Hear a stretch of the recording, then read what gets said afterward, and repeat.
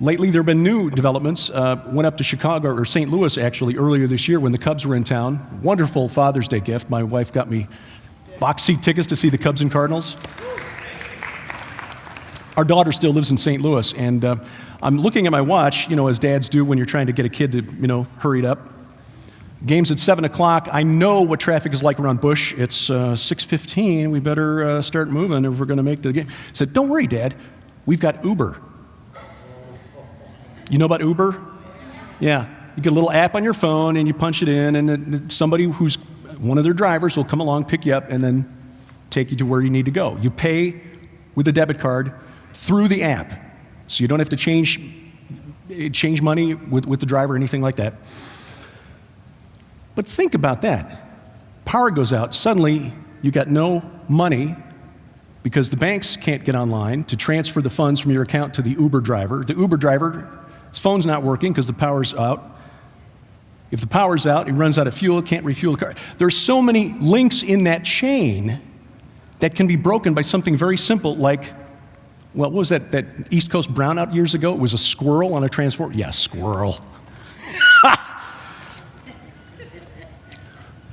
Assuming that that's true, one simple link in that chain, and suddenly you're stuck and you can't get because you were depending on other people to maintain services and utilities to get you from where you were to where you wanted to go. But I think that this move toward greater and greater dependence on other people is not accidental. I think this is part of a long game that's being played by the principalities and powers that the Apostle Paul wrote about, talking about evil intelligences that want to kill us. Not physically, because we all know we're going to die, but I'm talking second death, lake of fire, kill us. Cities are counter to God's original plan. That was not how he intended us to live. And so, if you'll indulge me, we're going to take a little history lesson here. This is part of the research I've been doing for a forthcoming book called The Great Inception. I've been reading a lot about the ancient Near East, the plains of Shinar, Sumer, the biblical lands before Abraham even.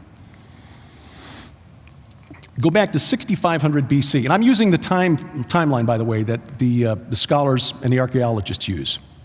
And we can argue about whether this is correct or not later. I'm just using the dates that they use just for convenience sake. There was a culture, prehistoric, called the Ubaid culture. And according to the experts, this was the dominant culture in the ancient Near East, talking about what is today Iraq, Kuwait, Syria, from about 6500 BC until about 3800 BC. Now, amongst that culture, there was a city that was remembered in Sumer, ancient Sumer, as the very first city ever built, a city called Eridu. Interestingly, the Bible remembers a city that was the very first city ever built.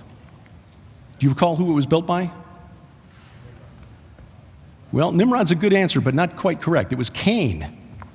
According to Genesis 4, Cain went away from the presence of the Lord and settled in the land of Nod, which means land of wandering, east of Eden. Cain knew his wife. She conceived and bore Enoch, not the Enoch of the book of Enoch, a different one. When he built the city, he called the name of the city after the name of his son, Enoch. And to Enoch was born Irad. Now, an archaeologist named David Roll suggests, and there are other scholars who agree with him on this, that Genesis 4, these are verses 16 through 18, might have been altered at some point, a scribal insertion or something, because Irad is very similar etymologically to the name of this first Sumerian city, Eridu. So it was possible that the city, built by Cain, could have been built by his son Enoch, who actually took on the name of Cain's grandson, Irad. The point is that scholars agree that this Ubaid culture spread out from that city. It was in southeast Iraq, on what was then the shore of the Persian Gulf. Now, Persian Gulf was moved about 150 miles further due to silt over the last 9,000, 8,000 years. But as this culture spread throughout what is now Iraq, western Iran, southeast Turkey, northern Syria, basically the Fertile Crescent between the Tigris and Euphrates rivers. As this culture spread out, scholars noticed, based on the artifacts left behind, the pottery, the style of housing, and so forth, that society became increasingly stratified. Because as they spread out, they built other cities. And every city had its own temple. And every temple had its own god. Each city had its own designated official god. But when these cities were built, and as people began living in these cities, they found that the haves began to have more, and the have-nots had less. And I believe this is part of the problem. I could do a whole hour just on the city of Eridu, which I find fascinating, but very simply, this temple, by the way, at Eridu, the city god of Eridu was a god called Enki, which is a compound word. En in Sumerian meant Lord, and Ki meant earth. Lord of the earth. Is that a title that sounds familiar at all? God of this world? Another piece of that puzzle, his temple sat over the Abzu, which were the underground aquifers, the underground waters that were necessary to life in Mesopotamia. It's pretty sandy there, it's pretty dry. And so the Tigris and the Euphrates are kind of important, like essential to life. That was where this god Enki lived, in the Abzu. The Abzu just happens to be the word from which we get the English word abyss. So Eridu, first city, built by Cain, god of the abyss. Coincidence? I think not. I'm not a coincidence theorist. Conspiracies, yeah, I'll buy those, but coincidences, no, not so much. I believe that over the last 1,000 years or so of this Ubaid period, leading up to the period, the time of Nimrod, which was called the Uruk period,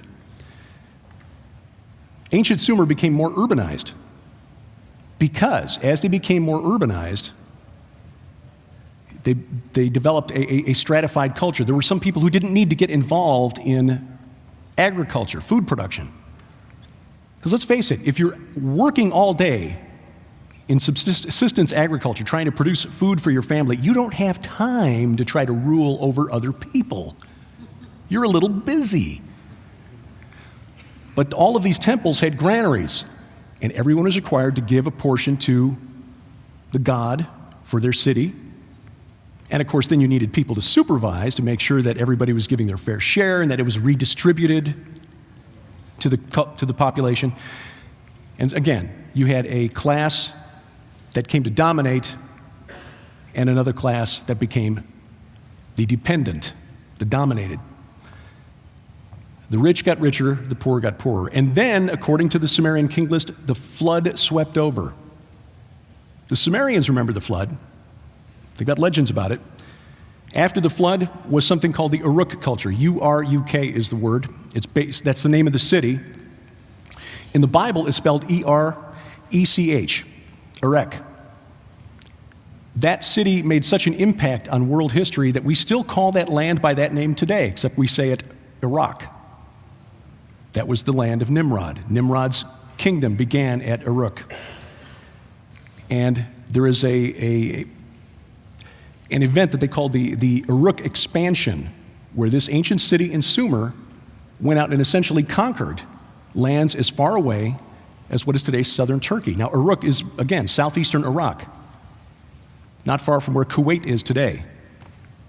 And yet archaeologists have found evidence based on the pottery shards they left behind that they were conquering cities 500 miles away.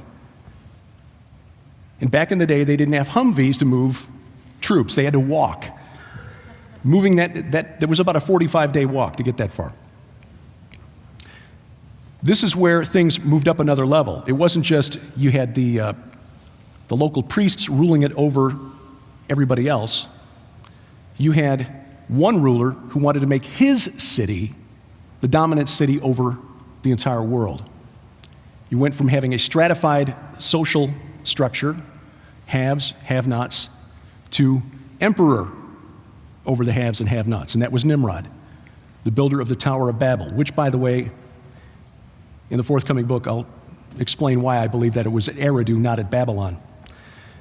So, guided by the principalities and powers, the gods of their cities. At Eridu, again, it was this Enki. At Uruk, which was Nimrod's city, it was the goddess Inanna. You might know her by the name Ishtar or Aphrodite or Venus. You make a real good case that she's the spirit of the age we're living in right now, because she was the goddess of war and the goddess of sex, and specifically extramarital sex.